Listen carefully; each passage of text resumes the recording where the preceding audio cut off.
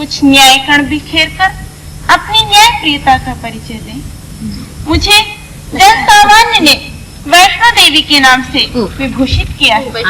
मैं आपसे बड़े दुख भरे शब्दों में निवेदन कर रही हूँ कि जम्मू से 60 किलोमीटर की दूरी पर 520 फीट ऊंचे पर्वत पर मेरे नाम का एक विशाल मंदिर बनाया गया है, जहाँ के पंडित पुजारियों का एकमात्र लक्ष्य धनिकों से अधिकाधिक धन हड़प कर अपना पेट मोटा करना है। आज वहाँ जाकर देखिए, लाखों करोड़ों की संख्या में लोग प्रतिदिन दूर दूर से मीलों की यात्रा तय करते हुए आते हैं। उन्हें पर्वतों की कठिन चढ़ाई करनी पड़ती है। मार्ग में अत्यंत सकरी गुफाओं से होकर जाना पड़ता है। जय माता जी की ही रट लगाने वाले उनकी वाणी भी कहाँ विश्राम ले पाती है। अंत में मिलता क्या है भोले भक्तों को? बस एक साधारण पत्थर की बटिया की दर्शन। इतना ही नहीं, भोगी विलासी फिल्म अभिनेता अभिनेत्रियां, समस्त नेतागण, यहाँ तक कि भारत की भूतपूर्व प्रधानमंत्री स्वर्गीय श्रीमती इंदिरा गांधी जी भी जब हर वर्ष वहाँ जाने में अपनी दिलचस्पी दिखाती थी, तो दुखड़ा किस पर रोया जाए।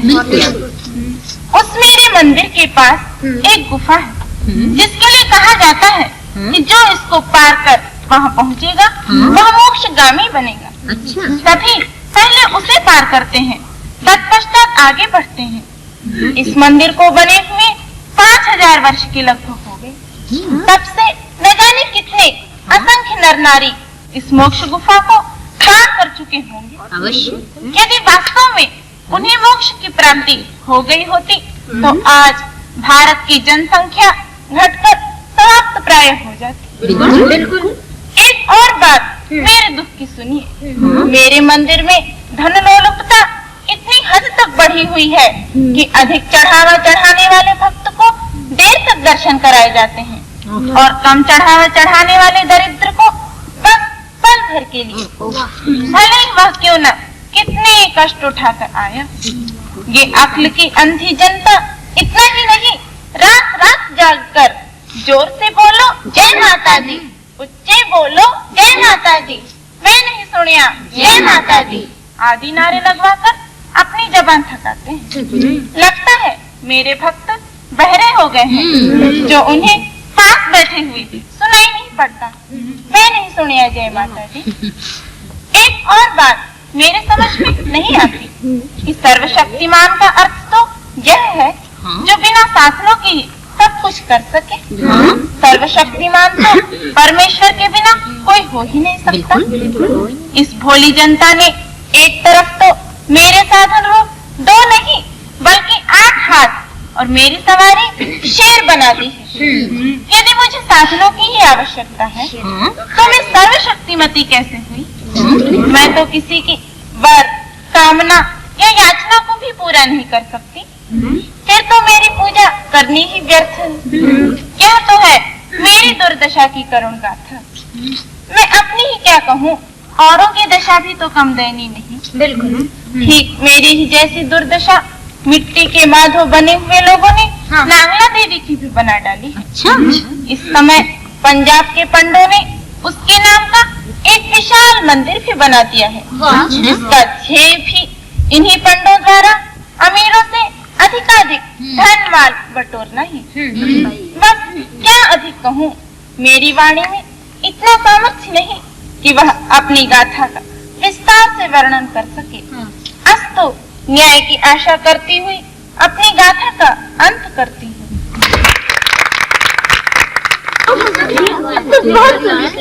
भाई संप्रदाय और भगवान के तो ढेर लगे हुए हैं।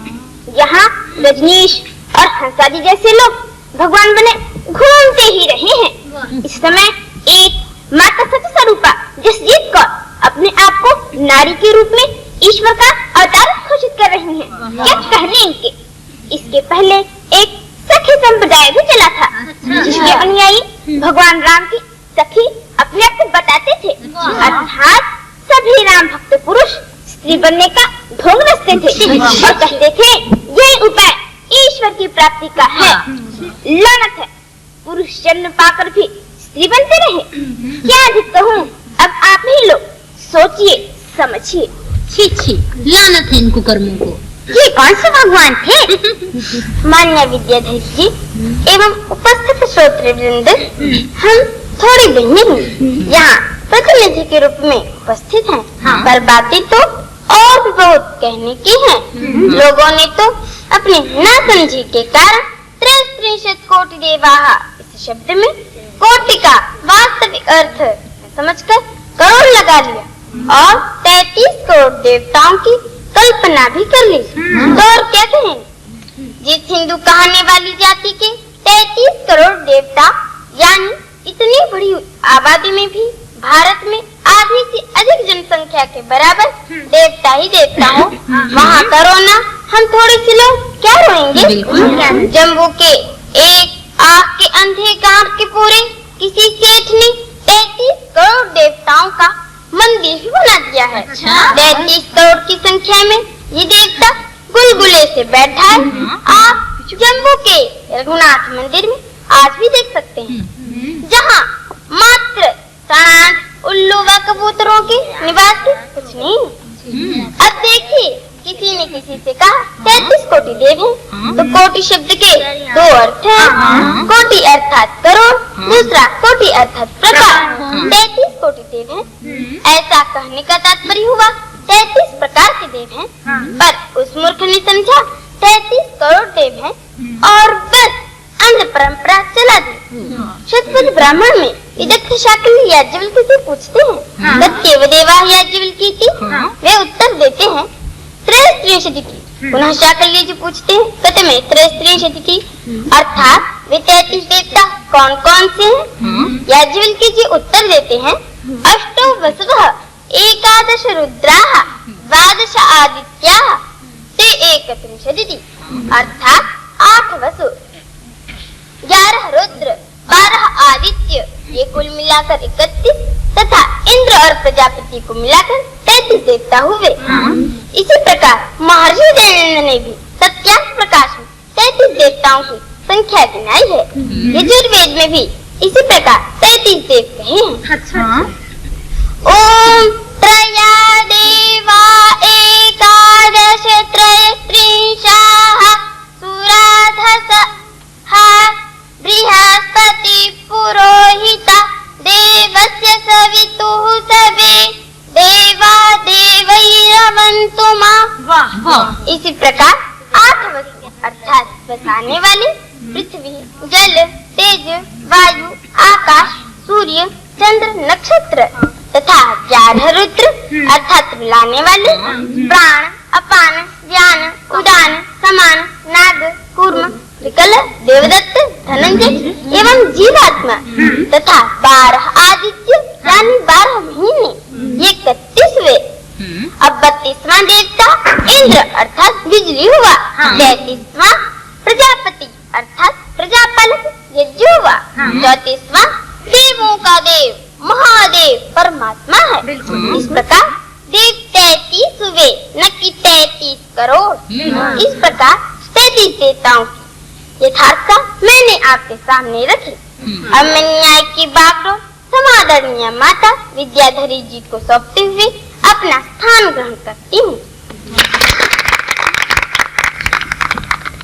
माननीय विद्वत्व समाकरणीय सभा नेत्री देवी जी, मैं इस समय गणेश जी, जिनका चित्र प्रायः सभी वाणिज्यों की दुकानों में दिखाई देता है, का प्रतिनिधित्व कर रही हूँ। यानी उनकी दुर्दशा का वर्णन मैं अपने मुख से गणेश के रूप में करूँगी, क्योंकि वे बेचारे कहाँ बोलने आएंगे। वैसे आप भूलने मत रहिएगा, मेरा वास्तविक नाम महिमा है। स्वाप महिमा है जी हाँ, तो सुनिए, इन मूढ़मतियों ने मेरा स्थूल कार शरीर तथा मुख हाथी का बना दिया, पेट तो इतना बड़ा बना दिया कि जैसे लड्डुओं का भरा थैला हो। इतना भारी भरकम शरीर बनाने पर भी मेरी सवारी चूहा रखी। भला बताइए, कम से कम 1 क्विंटल वजन वाला मैं गणेश, यदि उस चूहे पर चढ़ूं तो उसकी चटनी नहीं बन जाएगी। पर वह लोगों अंधेर है। पुराणों में मेरी उत्पत्ति पार्वती माता के मैं से बताई गई है, पर दूसरी पर कहा गया है कि पार्वती माता एक बार स्नान करने स्नानागार में प्रविष्ट हुई, तो अपने शरीर से मैल उतारकर एक पुतला बनाया, उसे स्नानागार के बाहर खड़ा कर दिया ताकि कोई अंदर प्रवेश न कर सके। पर बीच में ही महादेव जी आ गए। उनके साथ मेरी घनघोर लड़ाई 1000 वर्ष तक हुई। यानी तब मेरी माता जी स्नानागार में स्नान करती रही। इस लड़ाई में महादेव जी ने मेरा सिर काटा था। पार्वती माता के मुंह पर हथेली का सिर लाकर मेरे सिर के स्थान पर जोड़कर मुझे जिंदा कर दिया। इस प्रकार कार्तिकेय एवं गणेश हम दो पार्वती माता के पुत्र हैं। एक बड़ी बात और सुने, इस कथानक के अनुसार पार्वती जी मेरी माता एवं शिव जी मेरे पिता हैं, किंतु पार्वती एवं शिव जी के विवाह समय गणेश पूजा हुई। इसमें कोई यह न सोचे कि कैसे की, क्योंकि देवता लोग अनादि होते हैं। वह खोपड़ी कितना विचित्र है। हाँ, यह पौराणिकों का कथन कितना विचित्र है। इस विषय में गोस्वामी तुलसीदास जी लिखते हैं, मुनि अनुशासन गणपति ही पूजे शंभु भवानी, कोई सुनि संशय करे जनी, सुर अनादि जिय जानी। अर्थात विवाह से पूर्व शंभु पार्वती ने गणेश की पूजा की। इसमें कोई यह न सोचे कि कैसे की, क्योंकि देवता लोग अनादि होते हैं। पर खोपड़ी, यदि गणेश देवता को अनादि मानकर उन्होंने पूजा की, तो पुराणों का गणेश उत्पत्ति विषय गप्पा है, झूठा है। यह क्यों नहीं मानते? ऋषि दयानंद ने भी तो यही कहा, गणेश उस अनादि ओम ईश्वर का अपर नाम है, कोई भिन्न नहीं। फिर उसे ही अनादि ईश्वर का वाचक मानिए, झूठी कथा क्यों मानते हैं? मैं अब अपनी उत्पत्ति विषय तुक के वाचक विषय में क्या कहूँ? आप सब बुद्धिमान हैं, सोचिए। भाइयों एवं बहनों, अब और सुने। एक तरफ मेरी उत्पत्ति पार्वती माता के मैं से बताई गई है, पर दूसरी तरफ सभी छली कपटी साधु असाधु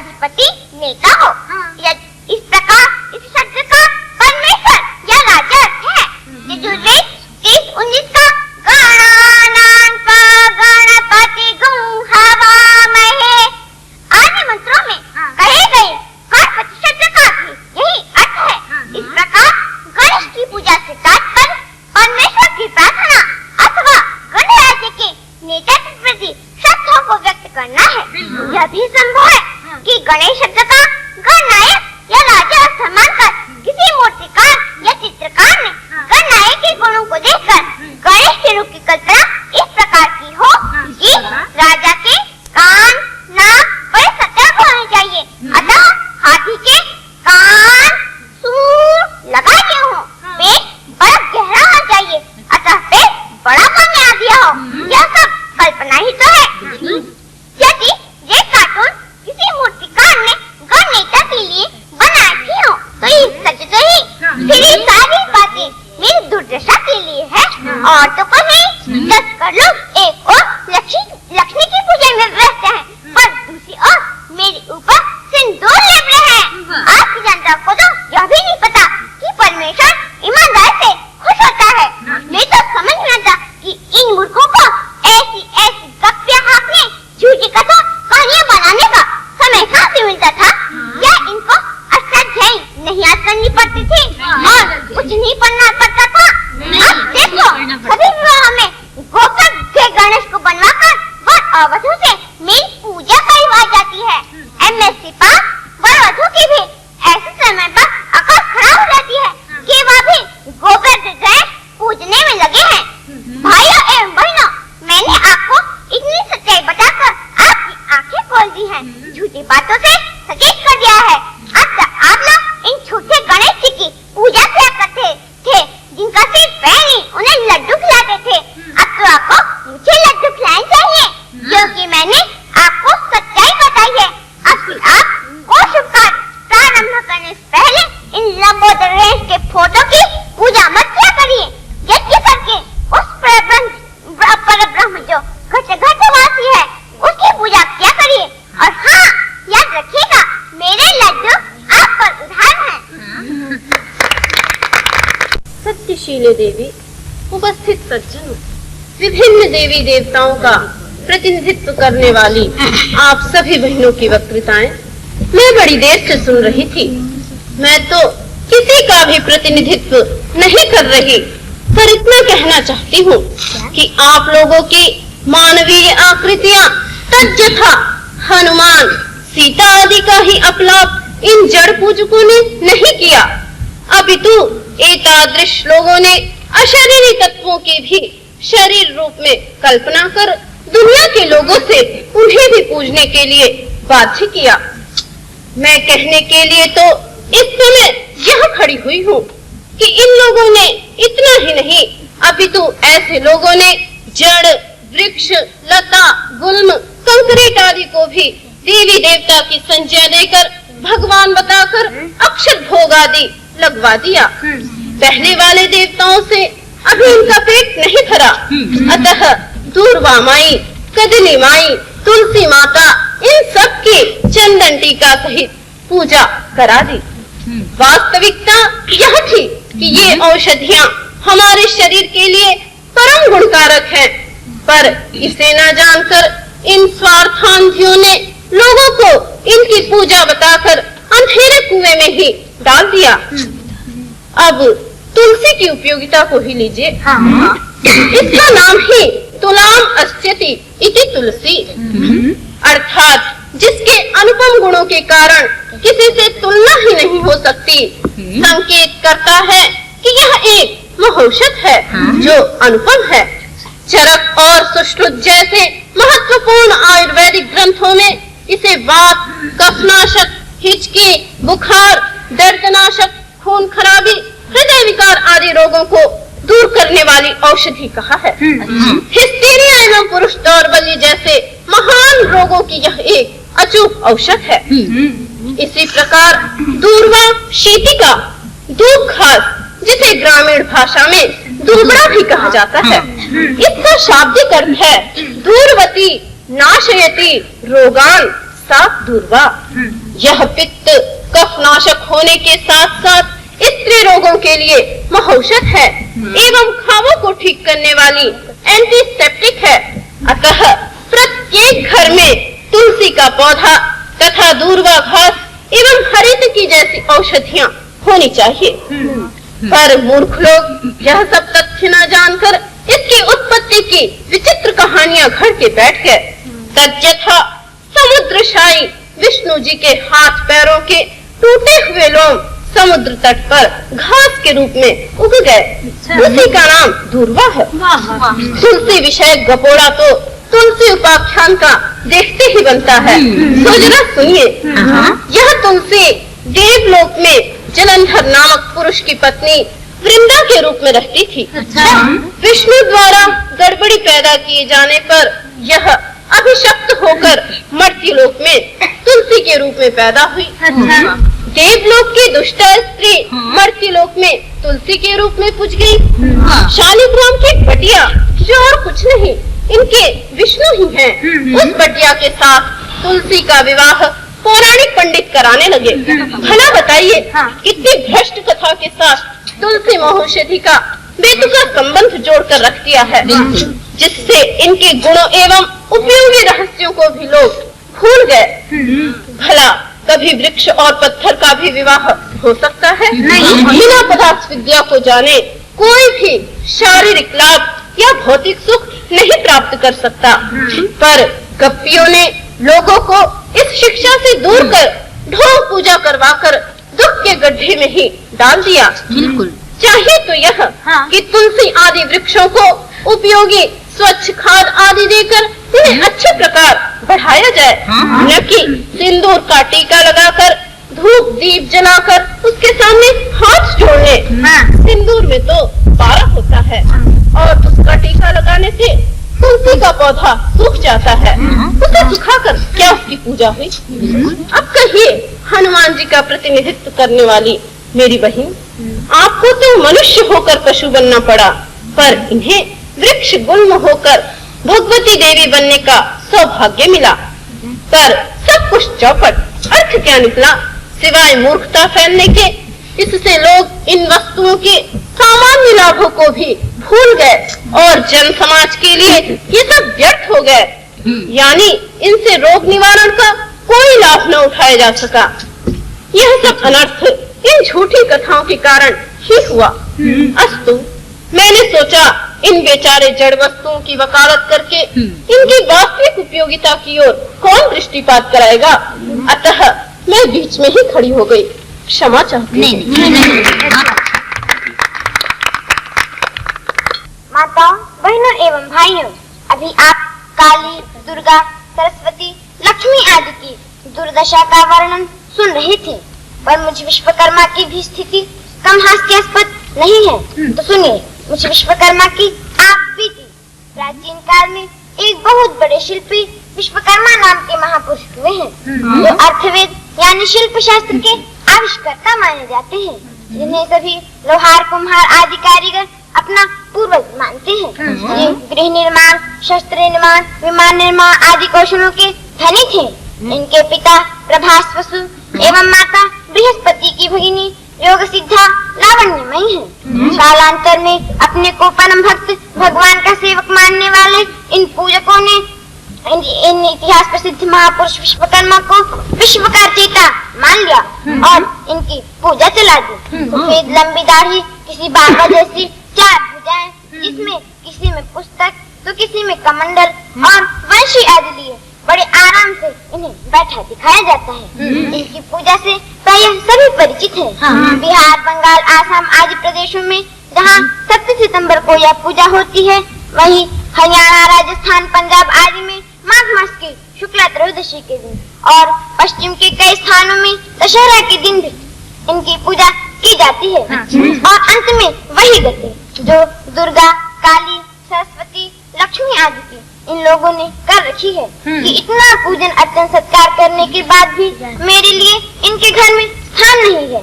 इसलिए दूसरे ही दिन मुझे गंगा में डुबोकर ये दम लेते हैं और ले जुलूस दम दम बम बम करते, ढोल पीटते, नाचते गाते, खुशियाँ मनाते इन निकम्मों की भीड़ सड़क पर उतर आती है। क्यों? मुझे बहाने के लिए, ताकि अब कोई शिल्प कला कौशल इस देश में न रहने पाए। क्यों? यही तो इसका तात्पर्य हुआ। वेद वेदांगों के अध्ययन से पता चलता है विश्वकर्मा यह गुणवाचक नाम है, व्यक्तिवाचक नहीं। इसकी व्युत्पत्ति इस प्रकार है, विश्वानि कर्माणि यस्य येन वा सः विश्वकर्मा, अर्थात संपूर्ण सृष्टि के कार्य जिसके या जिसके द्वारा संपन्न होते हैं वह विश्वकर्मा है। इस विपत्ति के अनुसार जन चेतन के रूप में अनेक विश्वकर्मा इस सृष्टि में होंगे। तद्यथा परमपिता परमात्मा सबसे बड़ा और प्रथम विश्वकर्मा है, जिसके बिना सृष्टि का एक कण भी न हिल सकता है न बन सकता है। जगत को निरंतर दिन रात के विभाजन के द्वारा गति देने वाला सूर्य, तीनों लोकों में व्याप्त सब कुछ स्पंदित कर देने की क्षमता रखने वाला वायु भी विश्वकर्मा कहा गया है। सृष्टि के संपूर्ण कार्य जिसकी पीठ पर होते हैं, जो अन्नौषधि को जन्म देकर सबका पालन करती है, वह ममतामय धरती माता तथा अग्नि जो सब कामों में अग्रणी है, जिसके बिना कोई कार्य नहीं होता, वह भी विश्वकर्मा है। प्राणियों के प्रत्येक कार्य की प्रस्ताविका वाणी भी विश्वकर्मा कही गई है। तात्पर्य यह हुआ, कोई प्रकाश कार्य से, कोई धारण कार्य से, कोई गति देने आदि विभिन्न कार्यों के कारण विश्वकर्मा कहे जाते हैं, कहे जा सकते हैं, जिनकी बहुत लंबी सूची भी बन सकती है। पर इन पृथ्वी, सूर्य, चंद्र, जल, वायु आदि को भी गति देने वाला, प्रकाशित करने वाला तो वह जगन्यता परमेश्वर ही है। अतः मुख्य रूप से विश्वकर्मा शब्द से उसका ही ग्रहण हम सबको करना चाहिए। जैसा कि ऋग्वेद में कहा गया है, विश्वकर्मा विमना आत्विहाया धाता विधाता परमोत संदृक विश्वतश्चक्षु ऋत विश्वतो मुखो विश्वतो बाहुरुत विश्वतस्पात् संबाहुभ्याम धमति संपतत्रैर् द्यावा भूमि जनयन् देव एकः। अर्थात विश्वकर्मा परमात्मा ही सारे संसार का धाता विधाता है। सारे जगत में जिसकी आंखें हैं, जो सारे संसार को देख रहा है, जिसकी कार्य करने वाली भुजाएं और गति करने वाले पैर मानो सारे संसार में व्याप्त है, वह एक ही संपूर्ण ब्रह्मांड का रचयिता विश्वकर्मा है। पर लोगों ने इन वेद मंत्रों के सही अर्थ न समझकर उस एक अकाय पर ब्रह्म के सिर, पैर, आँख, मुख वाली मूर्ति बना डाली। और सबसे बड़ा कमाल तो यह किया कि जो रामायण महाभारत काल के शिल्पी विश्वकर्मा थे, उनको अनादि विश्वकर्मा के साथ जोड़ दिया और इनकी पूजा चला दी। अब अधिक क्या कहूँ, आप सब स्वयं सोच सकते हैं।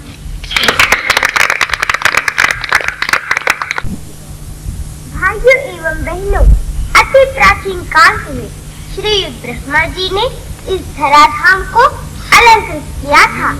चारों वेदों का भली प्रकार ज्ञान इन ब्रह्मा जी ने प्राप्त किया था।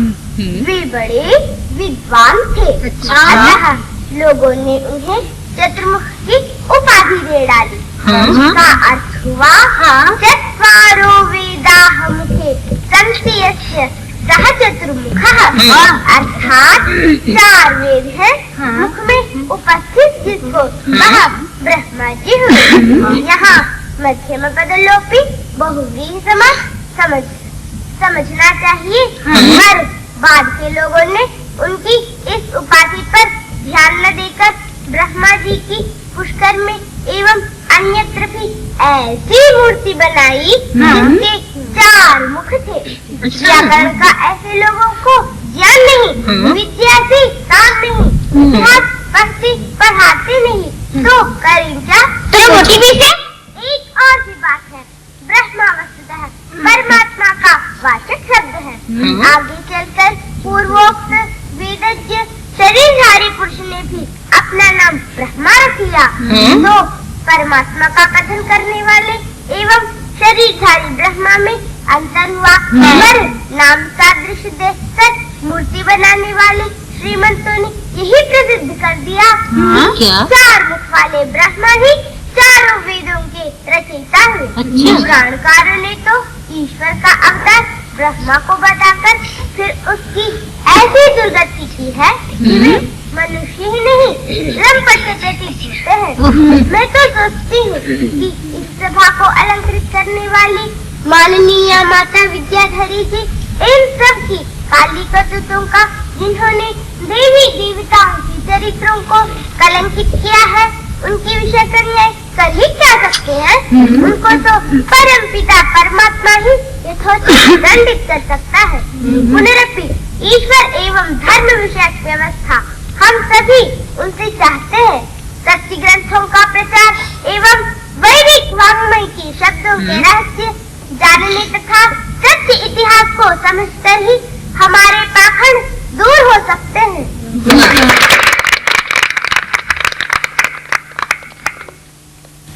अब सुनिए विष्णु जी की कहानी मेरे द्वारा बखानी। विष्णु जी की दशा देख लीजिए, इनकी 4 तो भुजाएं हैं, गरुड़ इनकी सवारी है।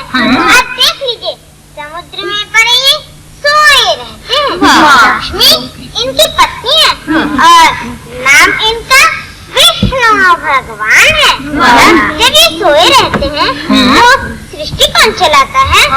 अब देख लीजिए, मैं तो अपनी पूज्य बहन जी से रोज ही सुनती रहती हूँ। विष्णु का अर्थ है वे वेश की सर्वम जगत इति विष्णु, अर्थात जो संसार के कण कण में व्यापक हो उसे विष्णु कहते हैं। जब वह कण कण में व्यापक है तो क्षीर सागर में पड़ा कैसे सोता रहेगा?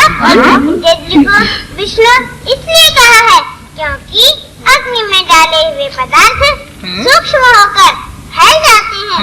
सूर्य को भी विष्णु कहते हैं क्योंकि वह भी अपनी किरणों द्वारा बहुत दूर दूर तक पहुंच जाता है। पर अब देख लीजिए इन लोगों को वेद के मंत्रों के अर्थ कुछ भी समझ में नहीं आते। तो आप कहते हैं जी वैसे तो इनको देव बताया है, पर विष्णु शिव महादेव आदि की तू मैं हाथापाई भी कराई है। मैं सोचती थी कि हम लोग ही आपस में बात विवाद कर लेते हैं, पर ये देव तो लड़ाई की खान है। भला देव भी कभी लड़ते हैं? नहीं, वास्तव में ये तो एक ही परमात्मा के नाम है, पर मूर्खों ने इन्हें अलग अलग बनाकर मनुष्य की तरह लड़ता दिखा दिया। इसलिए ऐसी झूठी बातों को कभी नहीं मानना चाहिए। सत्यशील देवी, अभ्यागत महानुभाव शिव जी यानी शंकर महादेव जी के मैं प्रतिनिधि हूँ। इस दरबार में उपस्थित एक भगवती ने अभी 33 करोड़ देवताओं की बात कहकर सबको आश्चर्यचकित किया, पर मैं तो अकेले ही अपने नामों की 33 करोड़ से भी अधिक संख्या आपके सामने उपस्थित कर सकती हूँ। क्योंकि पौराणिकों की उक्ति के अनुसार काशी में जितने कंकड़ हैं उतनी कंकड़ तो अपरिमित ही होंगी। वैसे भी काशी की गली गली में हाथ में त्रिशूल लिए बेटा झूठ बढ़ाए मुझसे बम बम करते दर दर की ठोकरें खाते मेरे नाम पर भीख मांगते लाखों गंजेड़ी भंगेड़ी मिल जाएंगी। प्रतिमा पूजकों के अनुसार शिव की जटा झूठ से विशाल गंगा नदी निकलती है, ऐसा माना गया है। परंतु इन ढोंगी शिवों को तो नल में मुँह लगाकर ही प्यास बुझाते हुए देखा जाए। जिनकी जटा झूठ से विशाल गंगा नदी मिले, उन्हें नल के जल से प्यास बुझानी पड़े, यह कैसे विडम्बना है। शिव जी का बैल मारा गया, परंतु इन ढोंगी शिवों को बैल से चढ़े कभी नहीं देखा। हाँ, विदाउट टिकट ट्रेनों की गंदी जगहों पर सफर करते बहुधा ही नहीं देखा जा सकता। कभी कभी टिकट लेकर इन शिवगणों को पकड़ भी लेते हैं, फिर उनकी नानी याद आ जाती है। विचार कीजिए, इन महादेव जी को बैल ही सवारी मिली और कुछ न मिल सका। भारत के प्रधानमंत्री जो कि मानव है वो हेलीकॉप्टर से घूमते हैं, और इस प्रगतिशील युग में भी भगवान शिव जी बैल पे ही घसीट रहे। शिव जी के मस्तक में आधा गंगा और गले में सांपों की माला है। यह भी पुराणों का कथन है। तो ये लोग चूहे की लकीर खींच मस्तक में चंद्रमा और विष के तेरे दांतों वाले सांपों को गले में लपेट कर पूरा शिव बनने का प्रयत्न करते हैं। यह बेचुका शिष्य भाइयों एवं बहनों, शिव कल्याणकारी परमात्मा का वरदान। परमात्मा के अनंत गुण होने से अनंत नाम क्या तो आप जानते हैं। अमर कोश में धूर्जटी, कपर्दी, विरूपाक्ष, गंगाधर, व्योमकेश आदि 48 नाम मुझ शिव के गिनाए। अच्छा, वेद में भी कपर्दी, भीमा, विलोहिता आदि विशेषण शिव रुद्र परमात्मा के आए हैं। परंतु धूर्जटी भारी है बेटा झूठ जिसके, गंगाधर गंगा को धारण किया है जिसने, ये सब शब्द तो पौराणिक गाथाओं के अनुसार गढ़े। बिल्कुल स्पष्ट है कि अमर कोश जैसे आज ग्रंथ जो भी शब्द संग्रह की दृष्टि से पढ़ेगा वह साथ साथ पौराणिक बने बिना भी नहीं रहेगा। बिल्कुल इसीलिए ऋषि दयानंद ने इन सब ग्रंथों का पठन पाठन त्याज्य बताया है। वेद कपर्दी आदि नामों का अति सुंदर व्युत्पत्ति परक अर्थ ऋषि दयानंद ने किया है। ऐसी यौगिक प्रक्रिया से ही मंत्रों की व्यापकता सिद्ध हो सकती है और मंत्र भी तभी सुरक्षित रह सकता है। परमात्मा के अतिरिक्त शिव नाम के एक महात्मा इस धरती पर पैदा हुए जो अत्यंत शुभ गुणों से युक्त महापुरुष थे। सर्वदा तपस्या रत रहते हुए पर्वतों की गुफाओं में निवास करते थे। इनकी धर्म पत्नी देवी पार्वती थी, परंतु मूर्खतावश लोगों ने इन्हीं शिव महाराज को सृष्टि का संहारक भगवान बना के रख दिया। इनके नाम के पुराण भी रच डाले जिनमें इनकी बहुत छीछा लेदर की है कि सभ्य समाज में बातें कहनी योग्य भी नहीं। जहाँ तक शिव की जटाओं से गंगा निकलने की गप है, सो इसका रहस्य इस प्रकार है। अलग कहते हैं चोटी को, चोटी पर्वतों की भी होती है, शिव की शिखाओं की। सो किसी ने किसी से कहा कि गंगा नदी का उद्गम स्थल शिवालक है। शिवालक हिमालय की उन चोटियों को कहते हैं जहाँ से गंगा नदी निकलती है। बस मूर्खों ने यह नहीं समझा और शिव की जटाओं से गंगा की उत्पत्ति करा दी। ठगों के संप्रदाय ने शिव को भी पुजवा दिया और साथ साथ गंगा नदी को। किसी पौराणिक ने कहा गंगा गंगेति यो ब्रूयात् योजनानां शतैरपि मुच्यते सर्व पापेभ्यो विष्णुलोकं स गच्छति। पाखंडी ने झट सोचा, अरे मेरे भक्त को गंगा गंगा ऐसा बोलना और मुख जुबान हिलाने का कष्ट क्यों सहना पड़े। कुछ ऐसा उपाय सोचो कि बिना कुछ बोले ही सारे पाप नष्ट हो जाए। तो उसने झट श्लोक बनाया, गंगेति स्मरणादेव क्षयं जाति स पातकम् कीर्तनात् पापानि दर्शनात् गुरु कल्मषम्।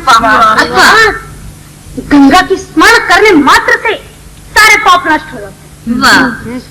कीर्तन करने पर तो सूक्ष्म पाप भी और दर्शन कर लेने से तो गुरु तक के पाप भी नष्ट हो जाते हैं।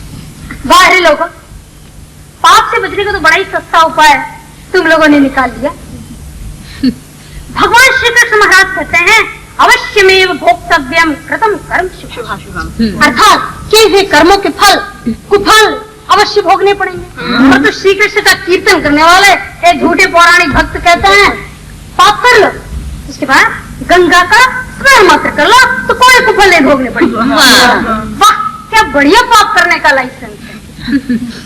अधिक क्या कहूँ, बड़ी आशाओं के साथ इस दरबार में उपस्थित हुई कि यहाँ कुछ सही निर्णय अवश्य लिए जाएंगे। इस दरबार में का आयोजन करने वाली समस्त बहनों को मैं धन्यवाद देना चाहती हूँ, जिन्होंने वर्तमान समय में देवी देवताओं के नाम पर हो रही कुकृत्यों पर कुछ सोचने, समझने और विचारने का हम सबको अवसर दिया। मैं हृदय से इसकी आयोजिका बहनों को धन्यवाद देती हूँ।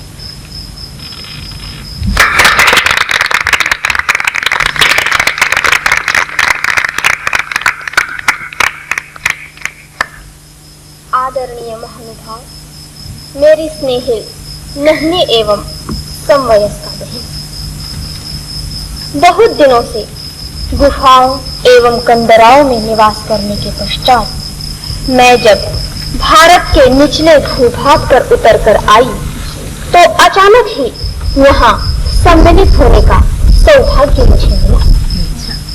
मैं धार्मिक क्षेत्र में इस आर्यावर्त देश की गिरावट से गुफाओं में निवास करने के कारण सर्वथा अपरिचित थी। मुझे एक नई जानकारी मिली। मुझ निर्लिप्सु का दुख दर्द बहुत बढ़ गया। आप सबने मेरा सम्मान मेरी शक्ति सामर्थ्य से अधिक बढ़ाया है। आपकी भावना पवित्र है, किंतु मेरी सीमाएं भी स्वस्थ हैं, इसे मानना ही होगा। मैं तो बस इतना ही कह सकती हूँ कि अपने जन्म जन्मांतर के आध्यात्मिक आनंद की भी भेंट चढ़ाकर मैं इस पाखंडवाद के निर्मूलन में अपने आप को झोंक देना चाहती हूँ। आज देवी देवताओं के अपमान तथा लोमहर्षक वृत्तांतों को सुनकर मेरा हृदय कंपायमान हो उठा है। मैं बहुत कुछ समझ गई। आप सब बहनें बड़ी बुद्धिमती, इसलिए बड़े सारगर्भित वचन कहें और मेरी हजारों वर्षों की काल की यात्रा को भी आप सब ने अपनी वक्तृताओं से करा दी। अपने पूर्वजों का अपमान करने वाले तथा इस जगत को मिथ्या पथ दिखाने वाले वे लोग अवश्य ही इस समय कीट पतंगों का जीवन व्यतीत कर रहे होंगे, क्योंकि मृषा बोलने वाले वंचकों की गति मनुष्य जीवन से इतर हुआ करती है। हो सकता है भूकंप अथवा प्लेग आदि व्याधियों से एकादृश लोगों ने अपनी जीवन लीला को ही समाप्त कर लिया है और अगला जीवन तो उनका अंधकार में हो ही सकता है। इस समय मेरा रोम रोम व्यथित और उद्विग्न है। मेरे हाथ में भीष्म पितामह जैसा कोई राजदंड तो नहीं, किंतु आप सब मुझ न्याय का लिखा है तो सुन ले। मेरा तो यही न्याय है कि आप सब कुटिल विद्या कहीं से न घबरा, सुरोखों की संख्या में तैयार होकर पाखंडों का खंडन करें तथा लोगों सच्चा का दिग्दर्शन करें। अब मैं भी पुनः भव में लौटकर सभी जानूं मेरे आगामी जीवन अर्पित कष्ट का परिहार कैसा। भगवान आप उनके मार्ग को भी प्रश्न करें। मैं आपको आगा दूं और अपने लिए आप सबसे आशीर्वाद चाहती हूँ।